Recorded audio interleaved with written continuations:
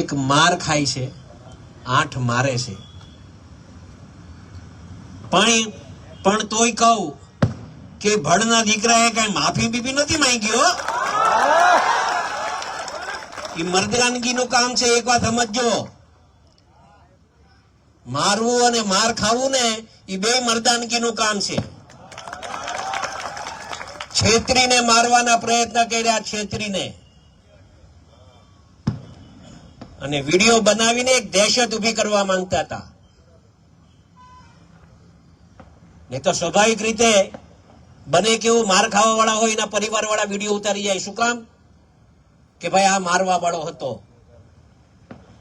પણ આ લોકો તો પોતે મારે, પોતે વિડીયો બનાવે.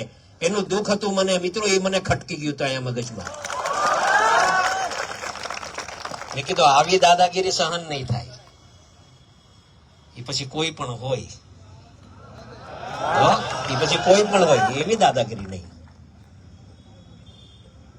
ને મિત્રો આવા તો કેટલાય નવનીતભાઈ પણ કેટલાય અવારનવાર ક્યારેક ક્યાંક બનતું હોય. પણ અમારા ધ્યાન ઉપર જયારે જયારે આ વાત આવી છે ને, ત્યારે કોઈ દિવસ અમારા સોલંકી પરિવારે પાછી પાની નથી કરી. આ બહુ સ્પષ્ટ વાત છે, કોઈ બીજી વાત નથી. અમારે અગાઉ પણ આ વાત કરી હતી, આજે પણ ફરીથી આ વાત કરું છું. અહીંયા જેટલા યુવાનો આવ્યા છે ને, ખાસ ધ્યાનમાં રાખજો, ક્યારેય અન્યાય સહન નહીં કરતા. આપણે કોઈ પર અન્યાય નથી કરવો, પણ અન્યાય સહન કરવું ને એ બહુ મોટું પાપ છે. અને મેં કીધું ને કે આ જે રીતે આખા ગુજરાતભરમાં મિત્રો આપણે સાચા હતા, આપણો સમાજ સાચો હતો, નવનીત સાચો હતો.